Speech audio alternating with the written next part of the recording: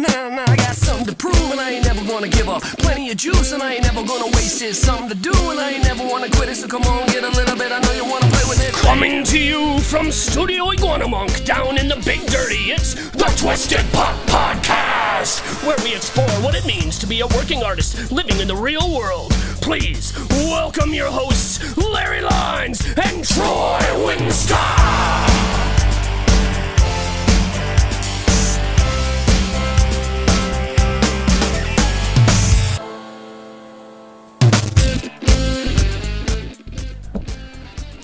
All right, this is the Twisted Pop Podcast, episode 18. 18, holy shit. And I'm Larry Lines. I'm Troy Winscott, and we were just sitting here talking about how many people we want to interview. But Bryan King. I've been wanting to interview him for a long time. He is one of the people that I go to pick his brain on any kind of new project that involves something of a monumental effort, like the industry that he's involved in the comic book industry. And so he's always a go-to guy, and I talk to him maybe every 2 years on these kinds of things. But Bryan has quite a bit of quite a bit behind him on this, and he's specifically an example that I thought would be good for this podcast. In the sense of who knows who Bryan King is, right? But man, as you're about to hear, he works, right? He's a hard worker in that. So, all right, let's get into it. All right, Bryan King. Good. We're recording now. We're in episode 18, and we're here with Bryan King. How's it going, Bryan? I guess that works. What are you up to? What have you been up to lately? Well, mostly just a little bit of writing, working on a book called Nicole 5, and also a kid's book that is a chapter book. Yeah. That I haven't formally titled yet, but it's an interesting little take on my son whenever he was little and one of his best friends. So I'm kind of working on that a little bit here and there, but for the most part, the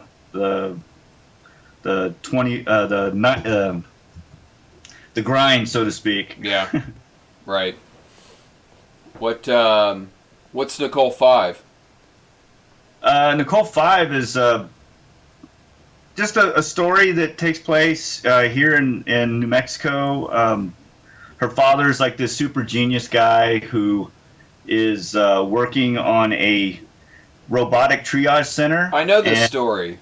Yes, you do, and I'm still working on it. Nice. So, it's really hard to find an artist, but the whole premise of it is he's working on a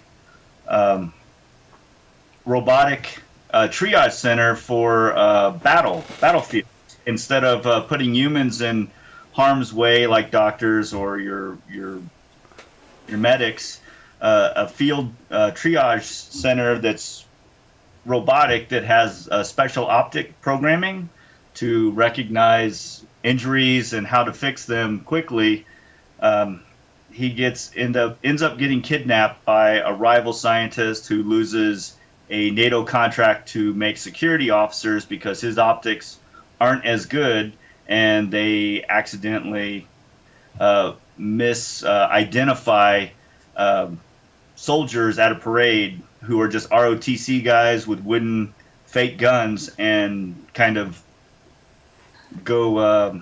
You say they fire rounds into the crowd, and he loses his contract because his optics are bad, and he wants the technology from the scientists, our one of our main characters, and gets kidnapped, and his daughter goes to try to find him, and he leaves a suit that he had created for her back when she was first paralyzed. She ends up there in a car accident. There's a whole big backstory, but she ends up in an accident. He ends up trying to make a suit from the guilt of losing the mother, and he makes this suit. She finds it, but she's really not ready for it, but she knows she wants to find her dad, and the whole premise of the story is her going to rescue her dad. That's awesome. So you and I first met back when you were creating and running Bullfrog Comics. Correct. And let's back up from there a little bit. Is this something I know the answer to this, but is this something that you've always been interested in doing? Like since before Bullfrog? Well, it was one of those things that you've had those bad days at work where you come home and you go, I could be doing something else. And and it was one of those days a few years ago, and I wrote down 20 things I'd rather be doing. And then from there, I narrowed it down to 10, to 5, and then the last 2 was start a production company or actually start and have a multimedia comic book type store. Yeah. Back there wasn't the internet craze or not craze, but the internet influence was not as prevalent as it is today. So it might have worked, but I chose the production side and wrote a story, and was fortunate enough to produce three books that you were. I was happy to work with you on one of them, and met a few good people traveling to some of the shows. So yeah, it was just one of those things that, like I said, you get tired of the grind of work and you want to be your own boss. And sometimes you pick something that is a lot harder than you originally think. So it's I know this story. You can overreach sometimes.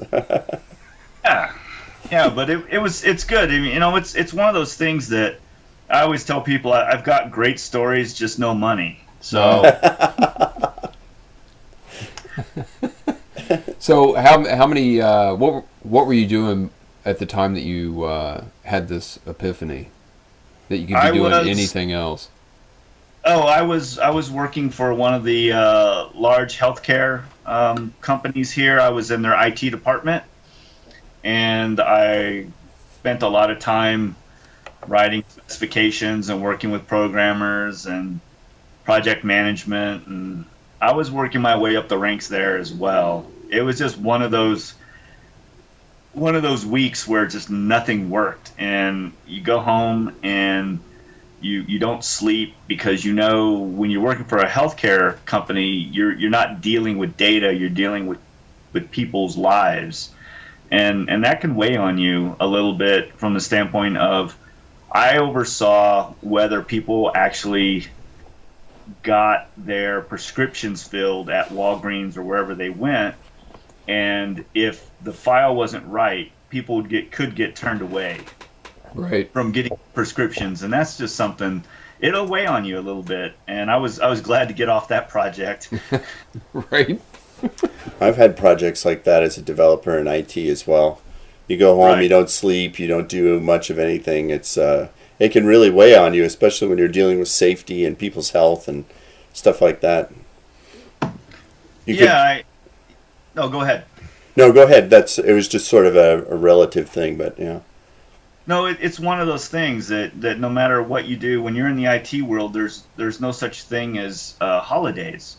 And this is one of the things that I always I do a little bit of mentoring now, and I always tell the folks I'm mentoring is that when you go and negotiate for a salary from an IT perspective, you need to let them know that what you're asking for or what they're willing to give you is based on a 40-hour work week. You're not going to work 40 hours. You never work 40 hours in IT. it's always somewhere between 50 and 60, and you work holidays and you work weekends, and you don't get compensated for that. So always, bump up what they're offering, because you're going to be doing a whole lot more, and it's just it's amazing. You're telling that I do some mentoring as well. I'm going to start throwing this into my thing, so that because you from kids coming up, they're like, oh, I would think I would like to do that, but maybe not. It's a good. Yeah, it's a great career. I mean, it's where everything's going. So if you're in technology, you've got a job for the most part if you're good at your craft. But the thing is that I always tell my recruits, welcome to use this as well, or the people I mentor, is you're only as good as what you negotiate. As in, if you think you should be paid more, negotiate more. Because if you don't get it, then that's really what you're worth. So never say, well, I'm worth more, and then negotiate for less. Always negotiate higher. And if you accept this is across the board too. I mean, in any industry, like one of the things that I've been saying lately is, if you're thinking you're giving an intro bargain price, that price will never go up. You're always being squeezed on that price. Yeah. Like, people are always trying to get less. They're like, oh, now that you know how we got this, we're going to get volume. Can you bring the price down? I mean, I do it. Like, it's like this. Yeah. Yeah. Buy low, sell high. Yeah. That's right. So then you got involved with the idea of publishing your own comic book. And right. What's the success story there? Well, what did you learn, Dorothy? Oh, there you go. Okay, don't say success story, because I still have my day job. What did I learn? I think I learned that that you've gotta be willing to dedicate a lot of time to it, and that's one of the things that some of the folks that are trying to break in, and I consider myself still one of those people, that they don't realize that it's a tough industry. I mean, I've reviewed portfolios from different artists who are just trying to get a job, who come out of these art schools, and you and I talked about this, Troy, that they're being filled with these ideas. I mean, that you're going to come out and you're going to get paid, $200 a page for art. Yeah. And I'm not sure if you guys are familiar with how it all works. I know Troy is, but I don't know if you are, Larry. I am a little bit. I mean, I understand how it works, and I've worked a little bit with Troy, and he tells me basically that that $200 a page is not happening. At least not. Yeah. Well, the thing is that when we were doing some of the ATP Presents, whenever I was with Across the Pond Studios, we did an ATP Presents book, which we gave artists and writers a chance to do an 8-page story to kind of showcase them. Okay, whether it was a fresh story that they came up with, or if it was one that we were working on and we just wanted to get out to the public, we would do a small book. It'd be 3 stories or 4 stories, 8 pages each, and we would like to, we want to see, one, how well you work, as in what your artwork looks like from a sequential perspective when you have a timeline. Right, whether it's good, whether you can tell a story sequentially, whether you're easy to work with, how talented you are. Right. Yeah. Right.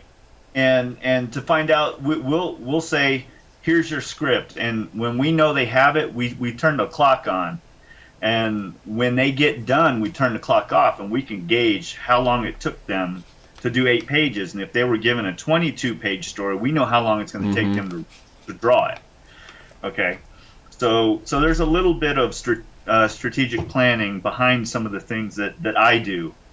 The writer, how much is the writer dedicated to his vision? As in, some writers are cool with here's the words, draw whatever you want, and then there are some writers that say I want this page to look just like this. Right.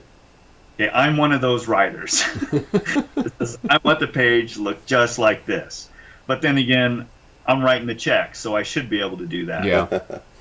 When you're not writing the check, it's kind of different. Now how much are you willing to give for somebody like me who says, I don't like the pacing of this, I want it changed, and I think it should be more like this from A to B, change it from A to B. And depending on your reaction, sometimes I'll like everything and I'll just try to change something just to see what the reaction is. And so we did that, and we would either they would do it pro bono just to get their name out there and have something to add to their portfolio that was an actual published work, or we would pay them a nominal fee, a very, very small fee. I mean, maybe $25 a page, Right.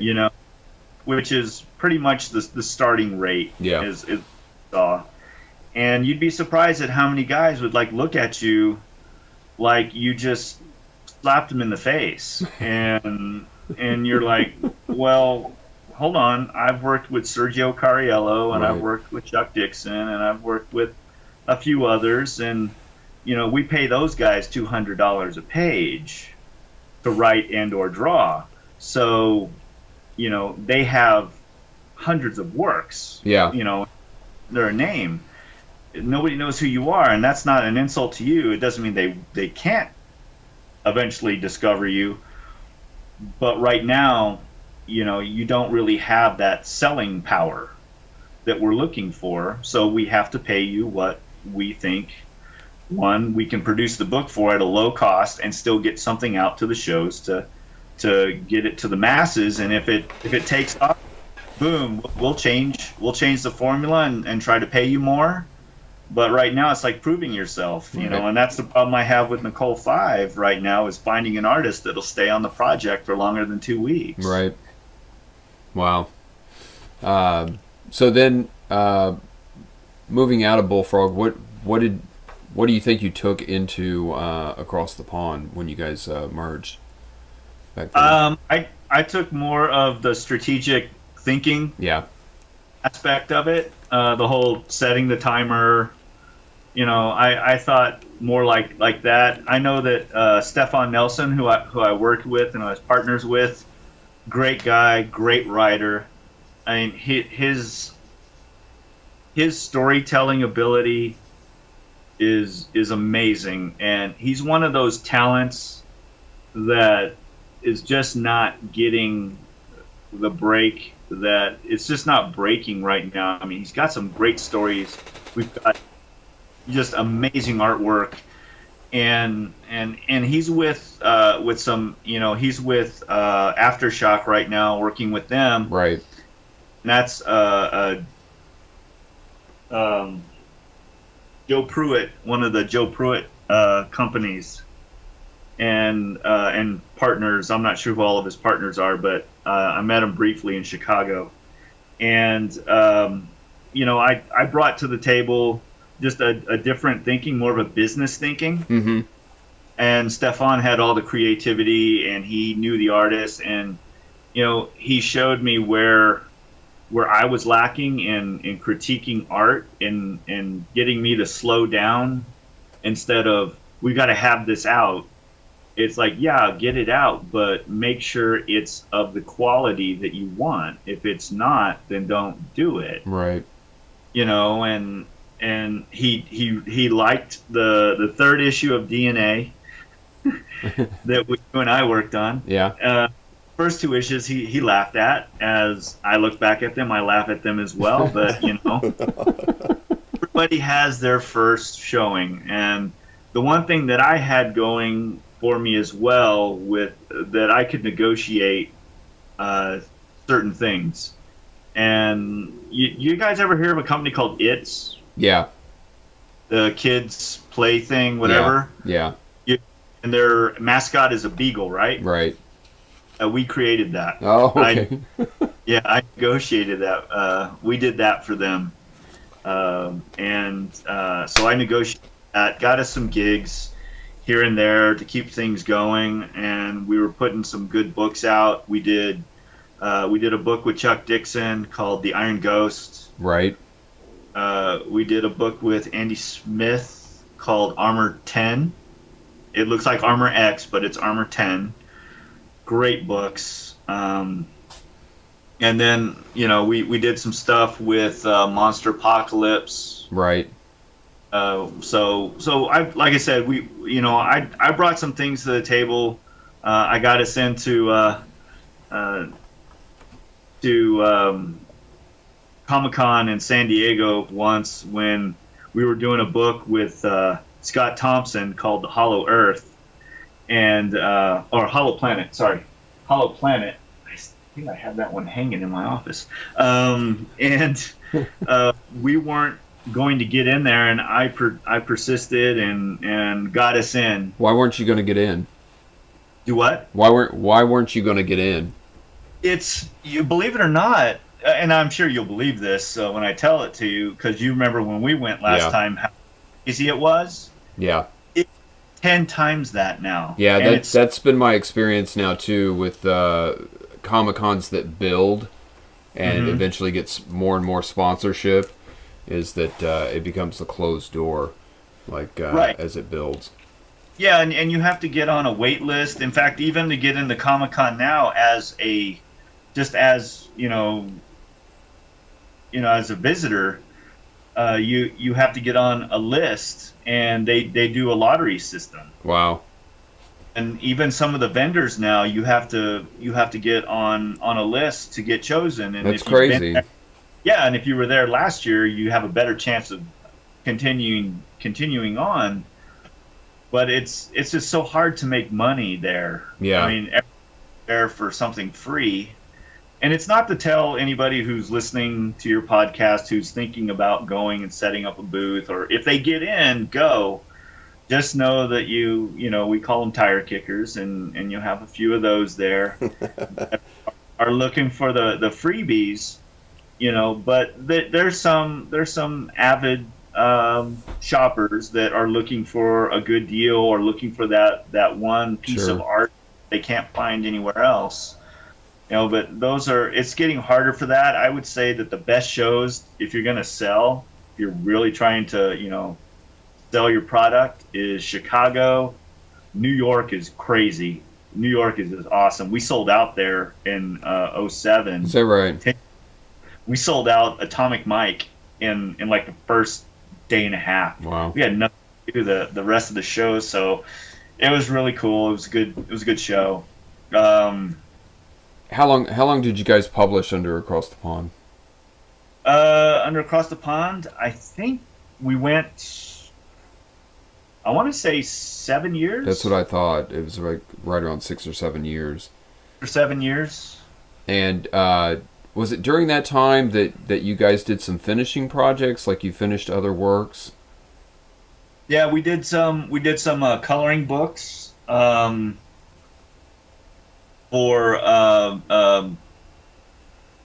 Chronicles of Narnia. Yeah. And we did some stuff for the B movie. Oh, yeah? Yeah. What did you do for the B movie? I think it was coloring book stuff again. Okay. It's mostly just taking our inkers and letting them, trace. How did you get those gigs? Those were something that Stefan had set up through one of the media groups that he was working with at the time, and because he currently works, I still think he works for Media Shark right now out of Florida, and I think it was a previous company that he was with, because he had worked for Disney for a while too. Right, so, I knew that. And I'm not sure how that all got finalized, but it was really cool because I have some really cool stuff from it. Now, after that, did you guys merge with more publishers? Was that the story? What ended up happening is Stefan had had written a script called Wrecked, which was about a auto body shop comedy, and he ended up shooting it as a short film, and so he needed a different studio to kind of push that forward, and he and our letterer at the time, Charles Pritchard, started Frozen Beach Studios. And the reason for that is Charles Pritchard is up in Prince Edward's Island, Canada, and Stefan is down in Port St. Lucie, so Frozen Beach. Yeah. So that's how that got started, and from there they put together a book called The Pound, which I was one of the business relations contacts for, and I actually have credit. I have credit in a few books. I don't get a lot of credit for some of the books because I just don't like it. I don't care. Seriously, I don't care, because for me it's about getting paid. Right. And a lot of things are about, just getting the book out. So I don't care if I have a whole lot of credit. I care more about, is it a good book? Is it something that we can stand behind, and is something that the public's going to want? And those are hard things to put together these days. Yeah. So yeah, they started that Across the Pond Studios. I don't know if we've officially closed the doors on it. I think we've just pretty much put it on the shelf for right now, because I really would like to get that ATP Presents book back out and going, the one that we allow some new talent to show their work. Mm-hmm. But, Frozen Beach Studios, I joined that team for a little bit, and we did some shows. We put together some great books. That's where the Monster Apocalypse came from. That's where we did Hollow Earth or Hollow Planet with Scott Thompson from Kids in the Hall. We did The Pound, and of course we also did a book called, and if you can find it, pick it up. It's a really good read. Pick up Extinction. Okay. Yeah, that's not a bad read. It's a great take on the apocalypse, except for everything's dying on the planet, and it's just a matter of time. And the one guy that can actually slow the process down, and he's trying to get to a certain location. I'm not going to give you too much of it away because I don't want Stefan to get mad at me. How's the art? The art's really good, and it's a black and white book, so it'll look a little bit like The Walking Dead. Sure. I hate to compare it to that because The Walking Dead has such a huge fan following, and anytime you compare a book to another book, their fans all of a sudden think you're last. So right. I try. But it's a great take. Again, Stefan's storytelling is so good.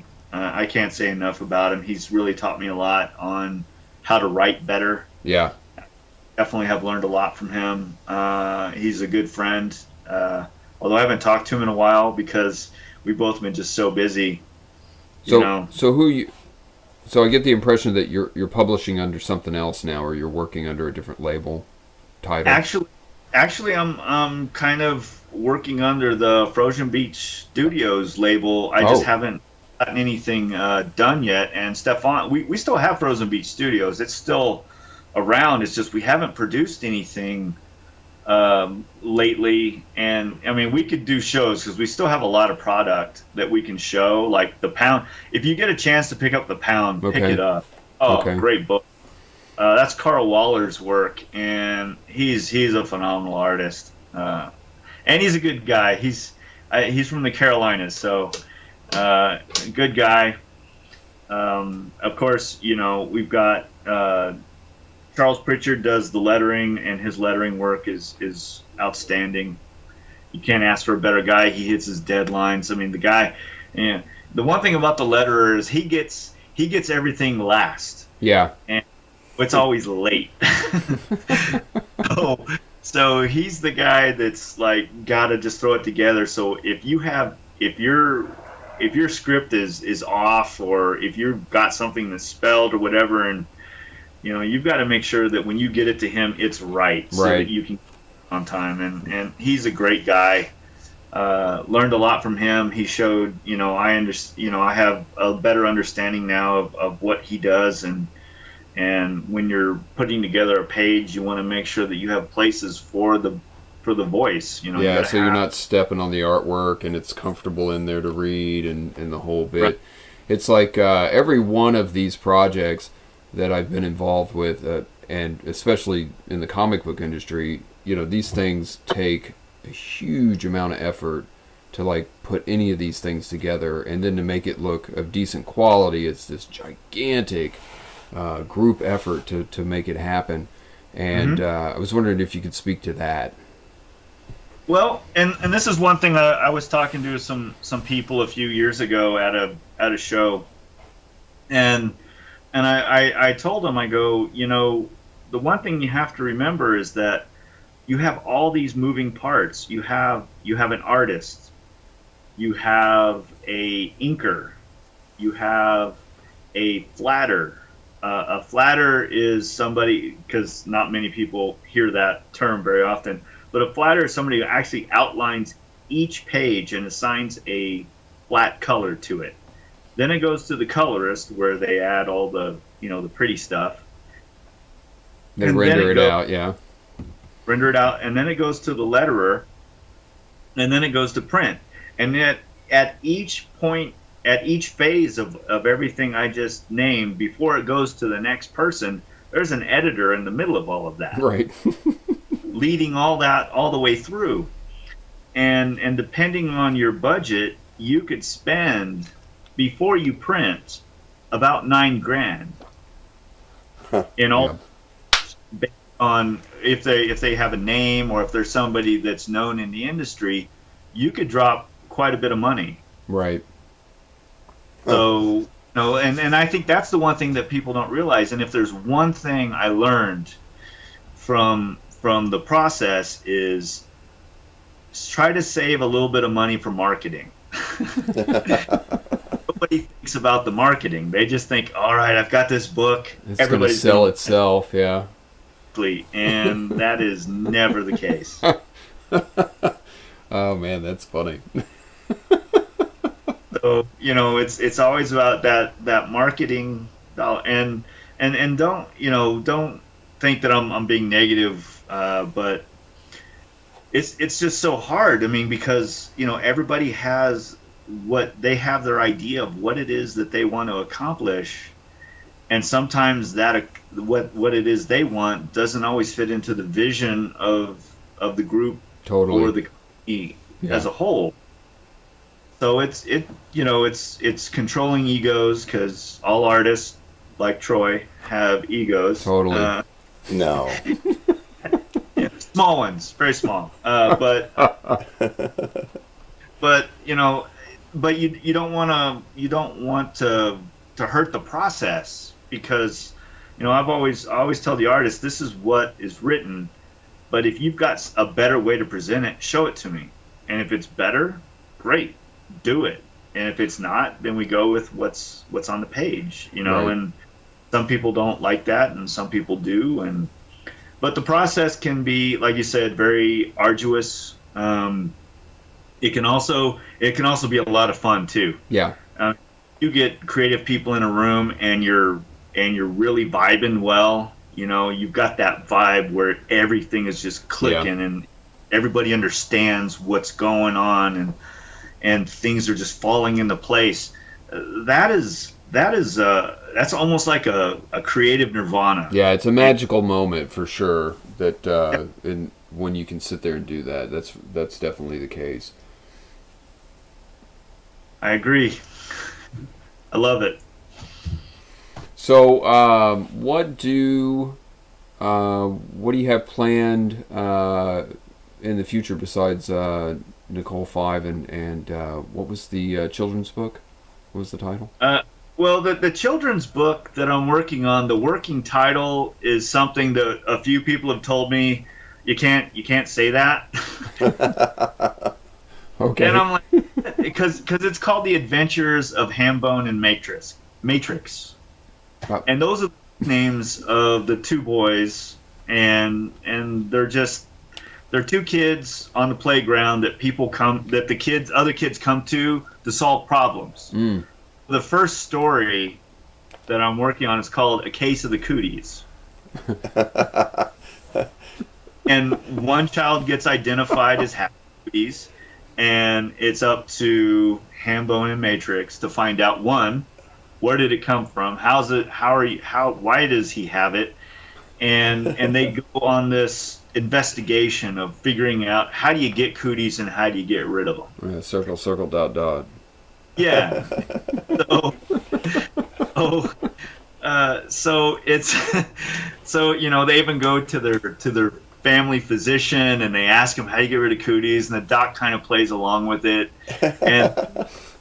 and the one shot that I have in there is they go, well, do you think his he'll have his healthcare will take care of this? And the doc goes, I don't think cooties is covered by his health plan.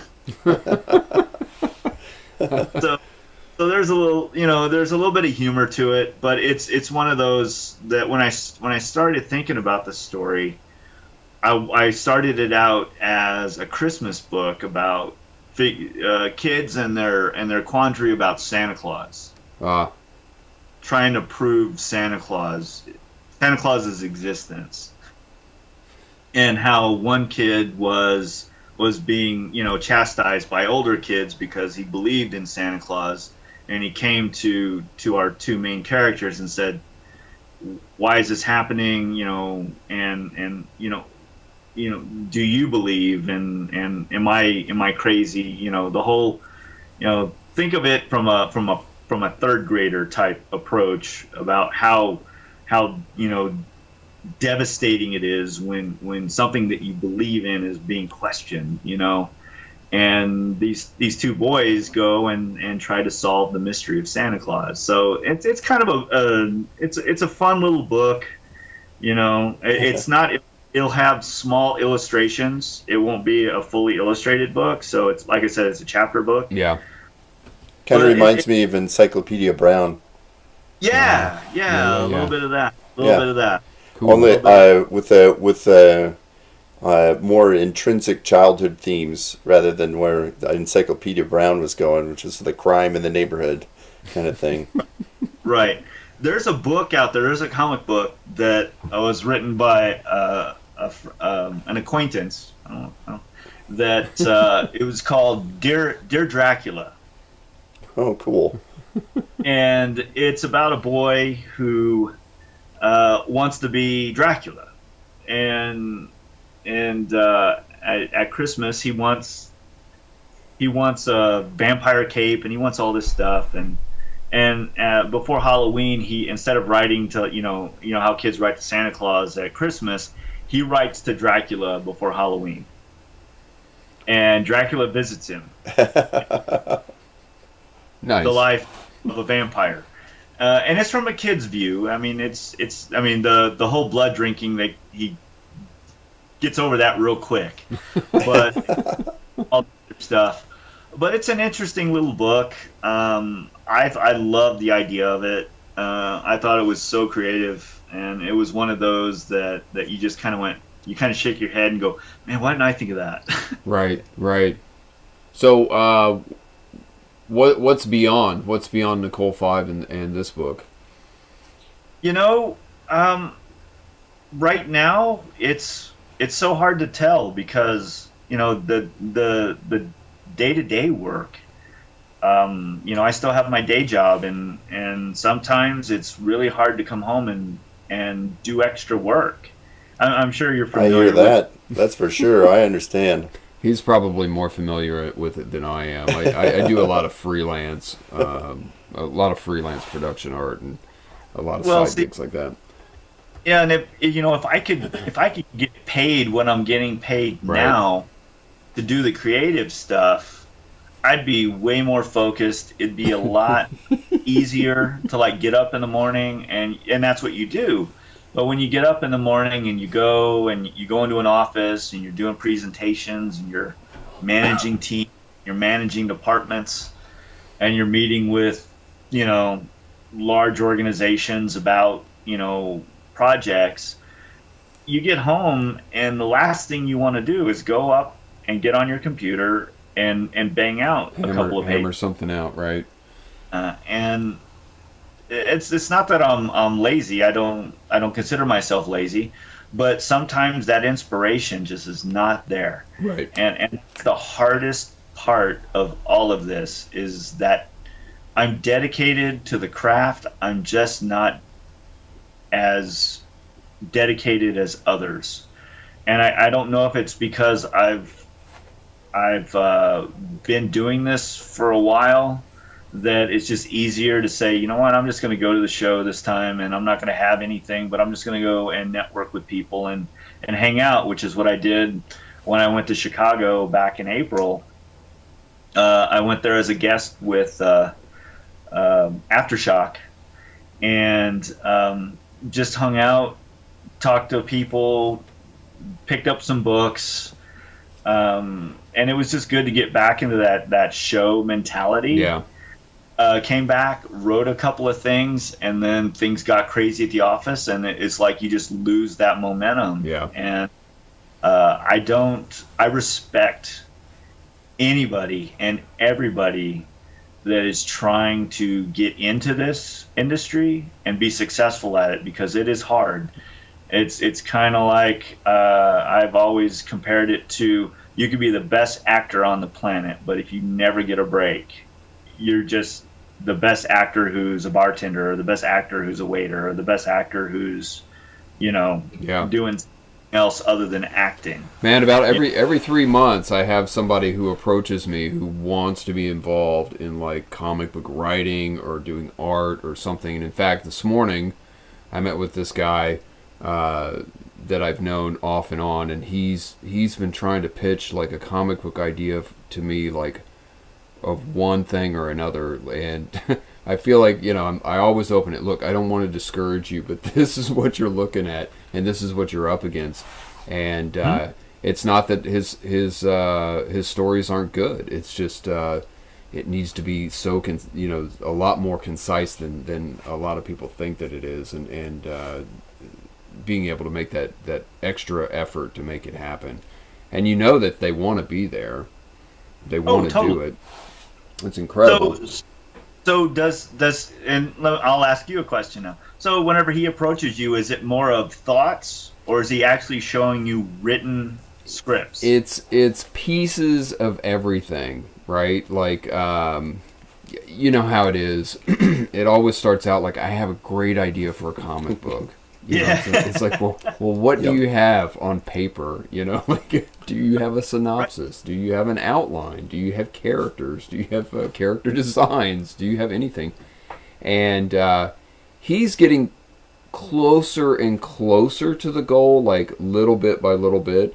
But it's this time he brought me some half character designs, and I told him, write something out. We'll have other writers look at it for you. I'll put you in touch with some people that write, and just put something together. And but it's still, he didn't write the story out, not even in a synopsis or an outline. He doesn't know where to begin. And so many people approach you like that, like all the time. I mean, you know this way more than I do, because it's only like every 3 months somebody approaches me with like some idea like that. But yeah. Yeah, we got the same thing when we were when I started writing screenwriting, and then we shot a movie, and it's like all of a sudden everybody in the world started walking up with their script idea, but they didn't have a script. And what I started telling them was, write one scene, just write one scene and come talk to me.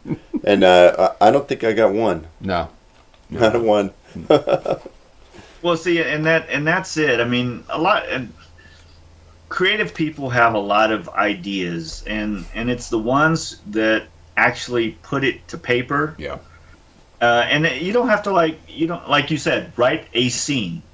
And for me, write the first 5 pages. Yeah. Write the first 5 pages and give me a brief summary of what the story is about. And if you can write a brief summary in 4 sentences and give me 5 pages, okay, well, there's at least some dedication to your story.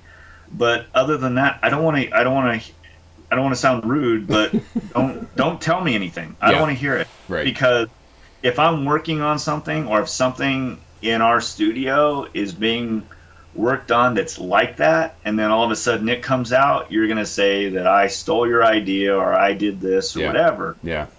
Well, you don't want to be that. And I don't want to be that, and I don't get approached as often as I used to, because I've really gone underground lately, so to speak. When I went to Chicago in April, it was my first show in like 3 years. Really? Yeah. It's just been, it's one of those things. Your life gets into the way of your dreams sometimes. Yeah. Well, it's funny too that it's the private sector expects results kind of thing.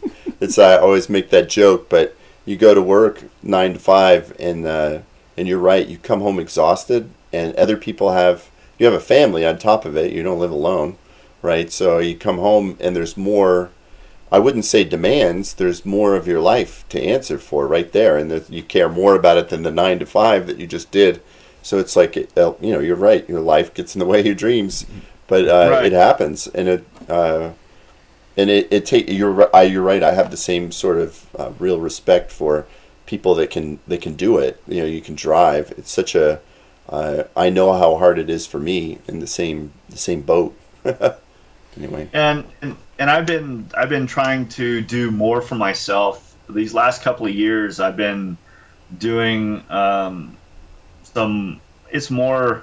I wouldn't call it spiritual. But it's more mind cleansing. Mm-hmm. I've been doing kickboxing and some MMA type. Yeah. Just to do something other than get up, go to work, come home. Totally. Get up, go, come home. And I've been working out with some UFC fighters. And it's just interesting to talk to them because they have such a different perspective on what's important.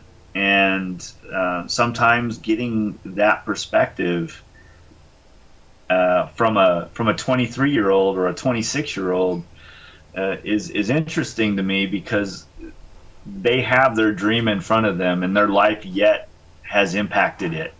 So, they don't have the mortgage, they don't have the car payment, they don't have certain things that I may have now, but they want those things, but they want to get those things from what it is that they're doing right now, which is training to be a UFC fighter, and it's just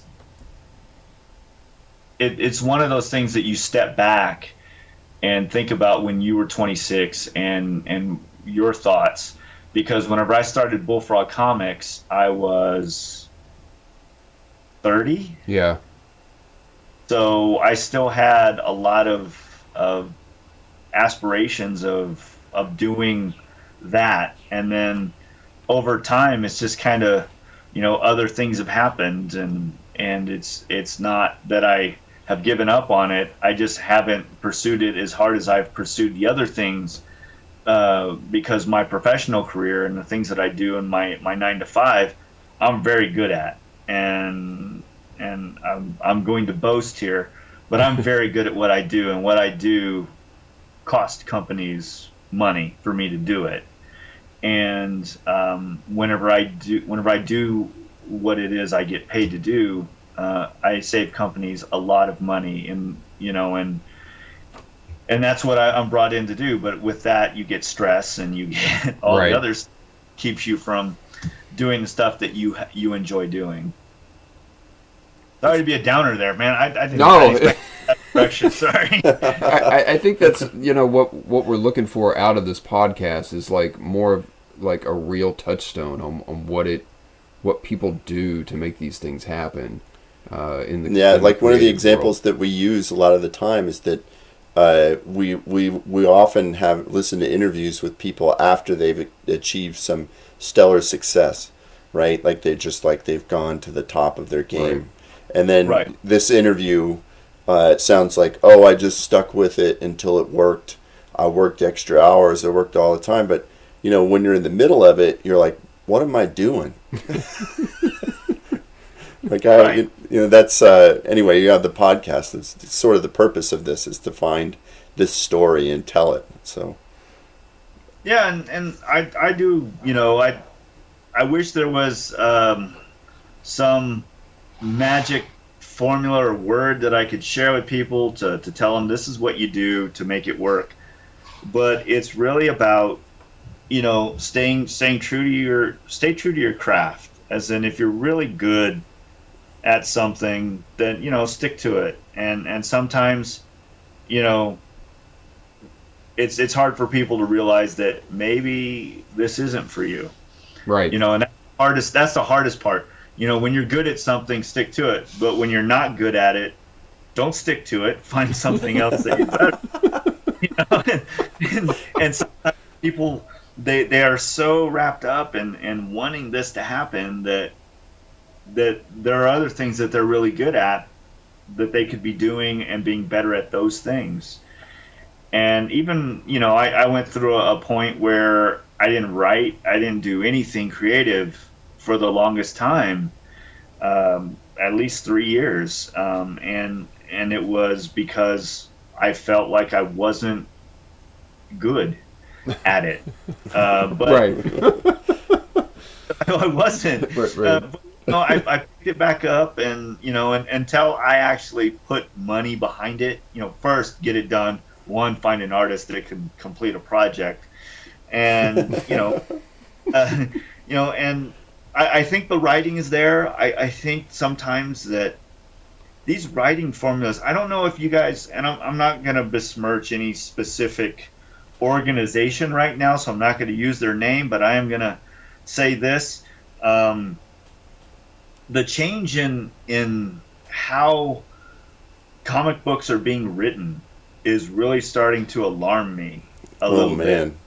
I don't know if you guys have noticed. I've noticed it in other areas, like in screenwriting. That's really bothered me. Like Right. there's formulas for it that are really irking me, and I feel like irk everybody. Honestly, they just don't know what to name it because they don't know what the formula is. So Right, and mine is I go see a movie that's based on a comic book character, and then I leave the theater and I go to my local comic book store and I go to pick up that book of that character. When I go to pick it up, the character that I saw on the big screen is not the character in the book. So you've gone from a dude on the screen to a female character in the book now. So what do you think? What do you think the big change is? What do you? I think that it's, I think there's a political correctness that's sweeping right now, unfortunately, where being a certain gender is frowned upon, as in you've done all these things in the past, and now we're going to change it, and we're going to do all these. We're gonna empower those who were so oppressed or whatever. Like, and I'll just say it now. I can't right now. Thor is a female, and Oh, I and didn't know that. Yeah, so if I you thought go, I thought that was just a cosplay thing that was going on. no, Thorina, I think. Thorina. I don't know if that's. I don't even pick it up because there's just so much social justice warrior approach. I'll just call it what it is. It's social justice warrior approach. I'm old enough now. I recognize it. That DC hasn't changed any of their formula. Their characters are who they are, and Marvel has gone a different path right now, and their comic book sales are starting to suffer and they're trying to influence a certain narrative out there. So they just completely changed that character. It's not like daughter of Thor or anything like that. No, no. Wow. Thor is there. Thor is there, but he's no longer. If I remember, the story plot change is that Thor is no longer able to wield the hammer anymore. He does not. It's too much of a burden, and he's past it or something. I don't know. He's just not. He you doesn't haven't picked it have up. the ability to pick up the hammer anymore. So I think Jane is now wielding the hammer of Thor, and they're changing the characters to be more of a diverse. That's it. There's the word. They're throwing a diversity model at the general public now, and hoping that they go with it. From a comic book perspective, from the movie perspective, they're sticking with the storylines as far as I can tell. But that's just one of those things that It just doesn't make any sense to do that with existing characters. I mean, there's plenty of new narratives to just go to. I think that they're not even going to really accomplish what they're setting out to. You would think they would just rewrite or just build a whole new character, yeah, like Freya or something. I guess there's too much risk in something like that. Well, I mean, people would be open to it. I mean, I know I would be. You just put in some new characters.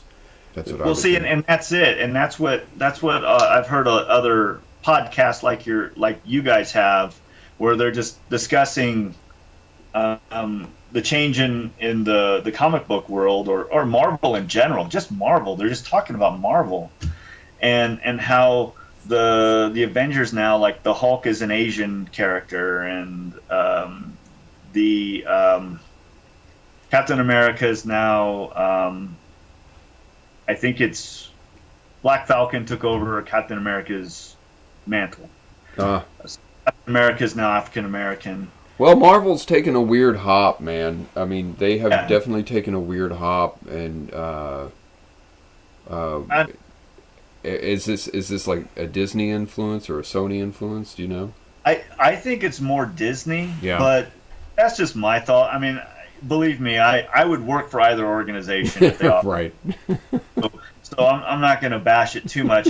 But the thing is that if they wanted to introduce new female characters, they could. And they could get away with it and be just start a whole new brand as opposed to trying to attack something onto an older brand. They're taking their established brands and adding a certain twist to it so that it's more socially acceptable or politically correct for whatever reason. They feel like, I guess they haven't been that way. Do you think it's a trend, or you think it's going to something that they're just going to pursue? I think that to the end of the earth. I think that until their sales plummet so far that they have to change their formula. I mean, you can Google this if you want, but their vice president, I think of marketing, I can't remember his name. He had a press conference where he said, "We tried to do this, and the public just doesn't want it," And it's like, yeah, you have fanboys. I think really what their formula is now is to try to appeal to more of a female reader, which is cool. I totally dig that. I think it's needed, but I think that you also have to realize that that's not what your fan base is. I mean, they say it's more than 40%, and I don't agree. I don't think that number is completely accurate, but I think that they could be doing, a little more with creating new characters to bring in that female reader, instead of taking Thor and making him unworthy to hold the hammer, and now a female character can. Do something that's like what I'm doing with Nicole 5. It's what I think a fresh story. But right now they're just trying to use whatever. Well, they keep telling the same stories too. Like they'll Right. take the same. They go, all right. Well, we're gonna reboot this particular section of this character, and then what? Now they're gonna make a female character or a different race. But they really, I mean, taking the risk with new stories and new characters. They're unwilling to do it. I mean, that seems to be the thing, is that they're just unwilling to take a risk on something original. I mean, how many more times you never have to tell me the Spider-Man origin story ever again? I don't want to see that one ever again. Well, and the reason why their formula is changing is because the population has changed. I mean, I get why they're headed there. I mean, it makes sense from a business perspective if you know that women outnumber men 3-1 now. And in some places, and depending on where you live, it's as high as 5-1. So, and now with more women going to college, they're now outnumbering guys. The graduation rate is 60% to 40% women to men attendance in college. There's a lot of things that are out there that could be driving this. It's just and I get it. I mean, it's not just U.S. demographics either. I mean, whenever they're making a Marvel movie, they're making sure that they get locations around the world because they're dealing with audiences. They're just making the money back on U.S. audiences. They just get what they paid for it. But you add some Chinese characters and you put it in China, and that's where you make your money. You make another $100 million off of that movie. So right. It's not just us, but wouldn't it be great? I mean, Marvel's such a huge brand. Rather than go, okay, well, this is the limit of our universe. These are all the superheroes you could have. Just add some more. Yeah. Right. And I see that too. I mean, did you guys see the movie The Great Wall? No. I did. I swore I'd never see it. How was it? Well, I didn't see it either. But the one with Matt Damon, and there was this big uproar about why is the main character American? Yeah. Because it's China. Yeah. And the director said, you're seeing the American ads running in America. The ads that we run in China and in the Asian countries are different. Matt Damon is not even, I mean, the way he's portrayed in their trailers, he's like a sub character. Yeah. Their Asian characters are more, that's the direction. So I get it. I think that there's sometimes just a bit of a knee-jerk reactions to things. People are just wanting to complain about something sometimes more than they probably should, and sometimes I fall into that too. I think it's a valid point. I mean, in thinking about how stories are created and how versus how they're marketed, I've often thought that The Matrix, how great would that movie have been with Jet Li in it as opposed to Keanu Reeves? I mean, they could have gotten anybody to do that movie, and Jet Li could have pulled everything off. I liked that was such a groundbreaking movie to me. Totally. I saw that movie 3 times in the theater, and it's been years since I saw any movie more than once in a theater. And that movie made me go back. Yeah, no, it's such a groundbreaking movie. I'm just not a fan of certain actors. But no. Although I will say this, I did like John Wick. I thought that was a great movie. Just from the standpoint of don't kill that dude's dog. Yeah, no, not from the standpoint of it's giving me a message or it's trying to get some sort of information. It was more of a check your brain at the door, make sure you got plenty of popcorn, and just sit and be entertained. And I think sometimes we forget that that's what the movies are for, and because so many times it's like, did you get the message? Did you? Yeah. And the meaning, and it's like, you know what? I'm cool with some of those movies when I'm in the mood for them. But right now, with as the way things are going, with my career and all that stuff, sometimes I just want to check out and be entertained. The other day, and I don't know if you've seen this one, Troy. I'm sure you have because you're a total campy film guy. Killer Clowns from Outer Space. Oh yeah. Watched that the other night. Just Creepy. It's off the scale. It's got all these hokey things that are going on. Oh yeah. And the special effects are great. Yeah. And you don't have to think about it. And I sometimes one of those films just to remind myself that I can unwind. Yeah, totally. Well, that's a good lead off there. Do you have any other questions? I actually do. I for some reason I'm kind of stuck on this one, but when you were like you said, like this kind of happened to you a couple of years ago, right? Like comic books kind of happened to you. You're at your 9 to 5, but what was your relationship to comics growing up? I mean, has this just been a passion of your life? Not really. No kidding. Oh, I knew this, so I didn't ask. Oh that man, question. that's such a really that's a better answer than I was expecting. You're saying, when I was a kid, I was really into Spider-Man.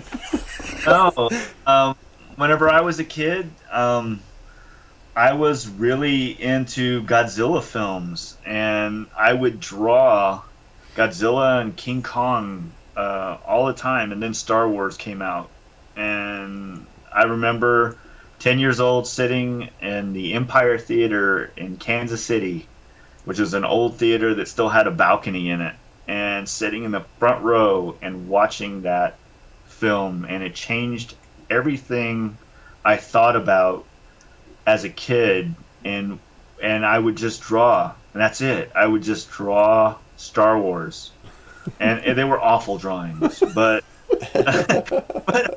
but that's all I wanted to do. I mean, TIE fighters were just a circle with 2 lines, and it looked like an H with a circle in the middle. I mean, that's what TIE fighters were to me.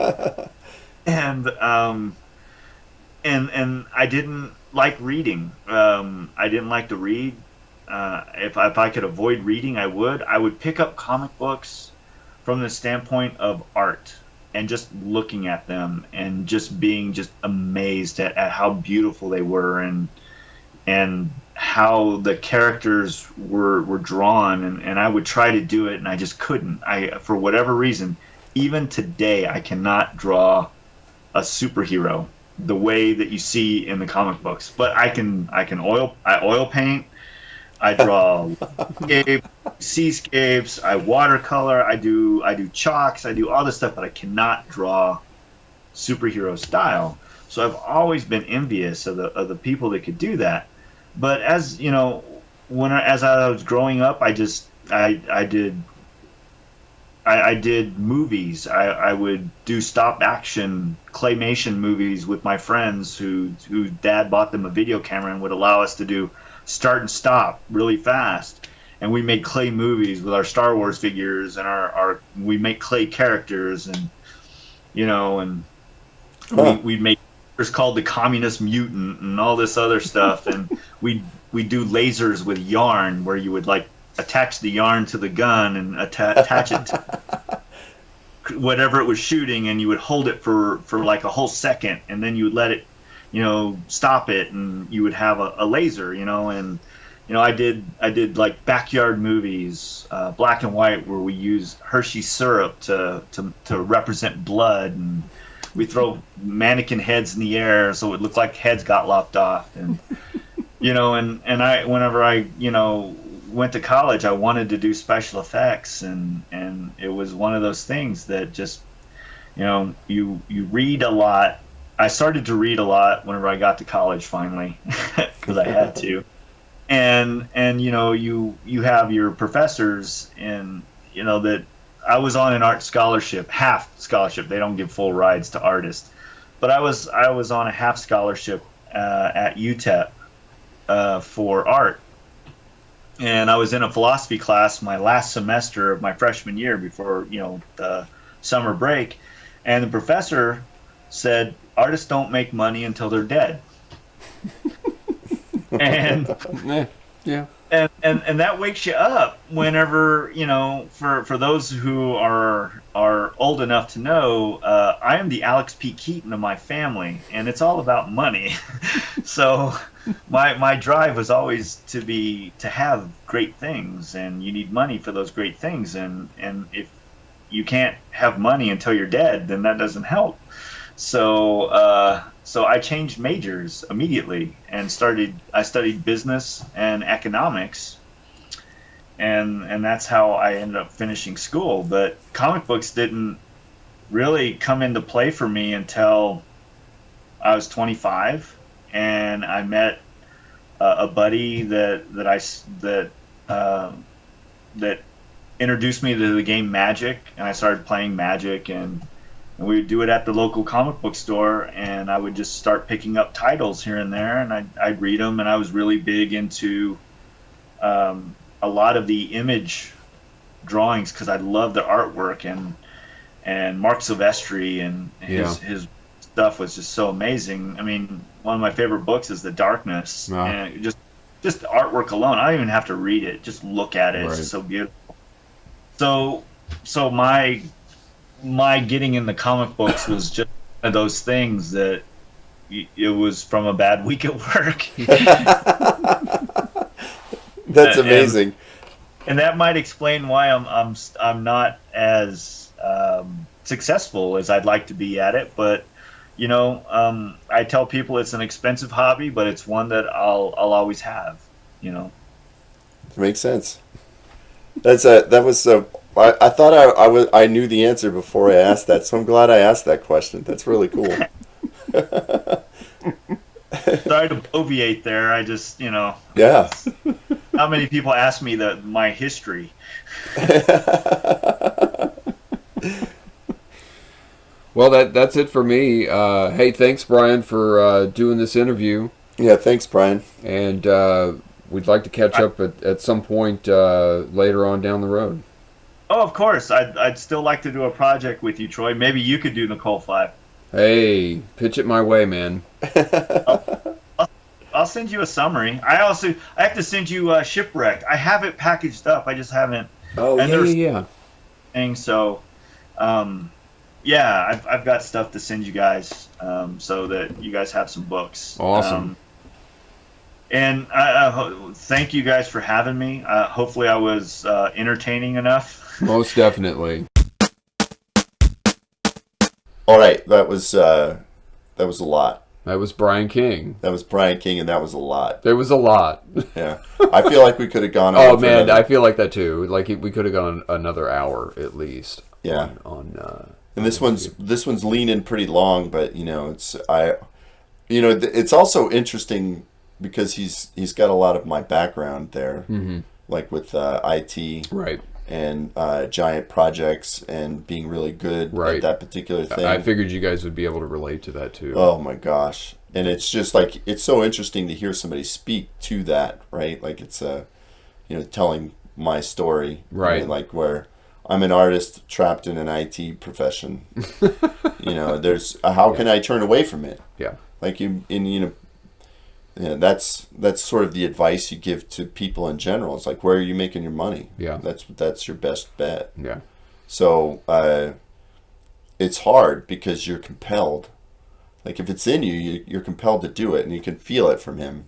Yeah. Like the number of things that he does. Yeah. And you've worked with him. Yeah. For some time. And he's super passionate about like what he does, and I really like that about Bryan, is that despite the reality that he can bring to a halting stop about like what it takes to like make these projects happen, he has a tremendous amount of passion in like what he does and like being able to pursue it. And anytime, like I said, anytime I get in any one of these projects, like I kind of lean to him, like, okay, so what's the reality of this? And what's the inspiration that I could get from him at the same time? And he's definitely got it. Well, it's really interesting because I feel like his business economics degree and his sort of Alex P. Keaton like approach to art maybe the thing that is always missing from the artist equation. Like it's how does this work? Like, Right. You know, what is how much time did you put into this $25 page? Did you put in 2 hours? Then it's, it's a $25,000 a year job. Or if you put in 8, then, you need to get better or charge more money. And it's one or the other, but it's you're good enough for $200 a page or you're not. It's a hard lesson, and it was a hard lesson for me too, because I am not a speed demon at all, like compared to some people who just kick this stuff out. I'm kind of in the medium range of like what it takes, and so these struggles, the struggle's real, man. It is real. I mean, and that's the same for all of us, right? Like I talk about what I'm doing right now, and a lot of it being, the number of things that you throw at the wall, and to see which one sticks. If every time I'm throwing something at the wall and then I stare at it for a couple of days to see if it'll stick, and they go, oh, there it goes, falling off the wall. Right. Well, there's nothing else on the wall. Right. I'm not good at just going whack, whack, whack, whack. Just throw. I'm not a speed demon either. Right. It's I get focused on something, over focus. It's pretty easy for me to do, and then I don't produce results very fast. And so it's a hard lesson to learn. Yeah. It's hard to change. It is. Because I just want to sort of bask in my greatness, the thing that almost stuck to the wall. Right. Look at me.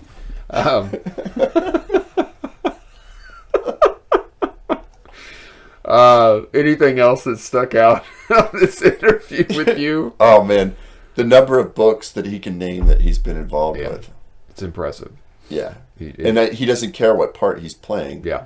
A lot of the time, he says it's about the money, but if it was about the money, then he would just do his job and go home, and that would be the end of it. Right.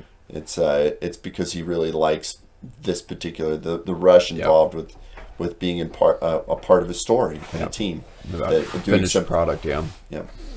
That's it. Those are all the things. I could go on, but those are the top things. Yeah. And you? Well, I mean, obviously, I was leading most of the interview, but I didn't think about leaning it towards like some of the questions that were obvious to me. Yeah. I just assume everybody knows these things, but I like Bryan a lot. I mean, he is always like the other thing that really sticks out that I'd forgotten a little bit, but I still use some of Bryan's lines about the quality of the product that you're putting out. That it's the best thing that you can do, like in the moment. That you're not really trying to over perfect anything, but you're getting it the best that you can get it, like in the moment. And that's always like stuck out to me about like what Bryan's looking for in that. And I think that's it. That's cool. Yeah. It's a good episode. All right. Onward, upward, wherever we go. Thank you for listening to the Twisted Pop Podcast. For show notes, go to twistedpop.com/podcast. Merchandise at bigmyth.com. That's BIG-MYTH.com. In association with nquit.com. Until next time, this is the Twisted Pop Podcast. Free.